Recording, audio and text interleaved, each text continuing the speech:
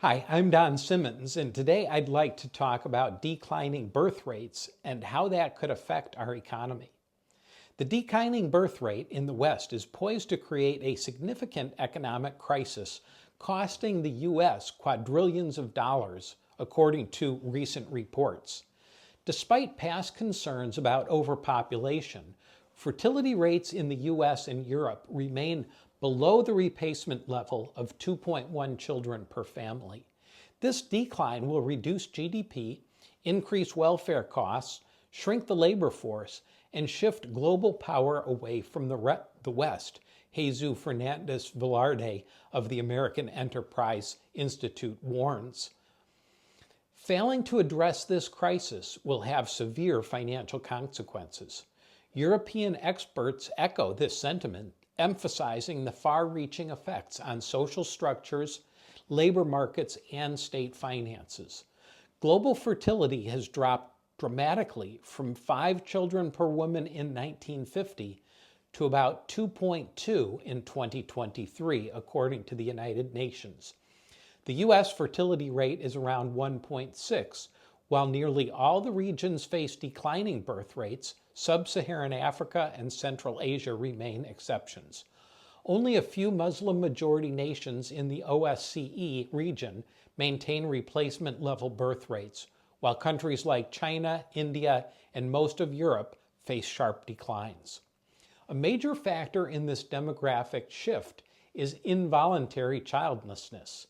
Many people who want children never have them, with Italy seeing a tenfold increase in childless individuals. Population momentum, sustained births from older generations, has temporarily masked the crisis, but as these generations age, population declines will accelerate. The economic consequences of fewer children are dire. Economic growth depends on worker productivity and labor force size. The U.S. economy has historically grown by 1.9% annually per worker, but a shrinking workforce will slow growth and increase economic instability. A comparison with Japan illustrates this. From 1991 to 2019, the U.S. averaged 2.53% GDP growth, while Japan, suffering from demographic decline, managed only a 0.83% growth in GDP. A shrinking population also weakens tax revenue, straining government programs like Social Security, Medicare, and Medicaid. By 2042, there'll be just 2 workers per retiree, down from 3 today. Healthcare costs will soar as aging populations require more medical attention. In Spain, people over 65, just 17% of the population, accounted for 80% of pharmaceutical expenses. Beyond economic concerns, depopulation fosters social isolation and loneliness. Smaller families, declining church attendance, and urban migration lead to increased depression and weakened community bonds. Rural areas suffer the most as essential services like hospitals and grocery stores disappear. The geopolitical consequences of depopulation are significant. A smaller workforce limits a nation's ability to maintain its military, manage national debt, and uphold global influence.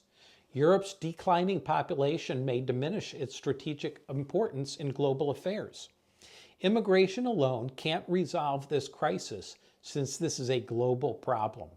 Shifting workers from one nation to another may help the country receiving immigrants, but not likely enough to offset a low birth rate.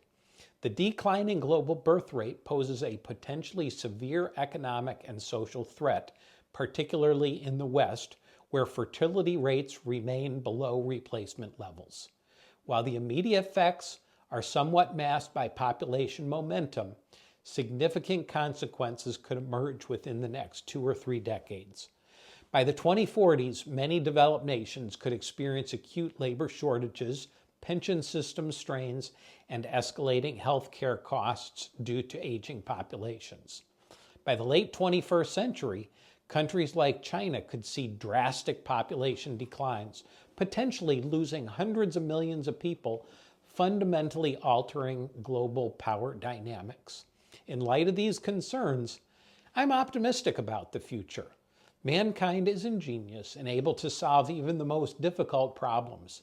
Technology and AI could help mitigate the economic impact of declining birth rates by enhancing productivity, automating labor-intensive jobs, and improving healthcare efficiency.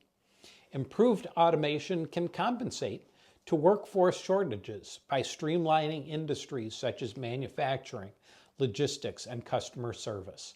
In healthcare, AI-powered diagnostics and robotic assistance can reduce the burden on aging populations while improving patient care.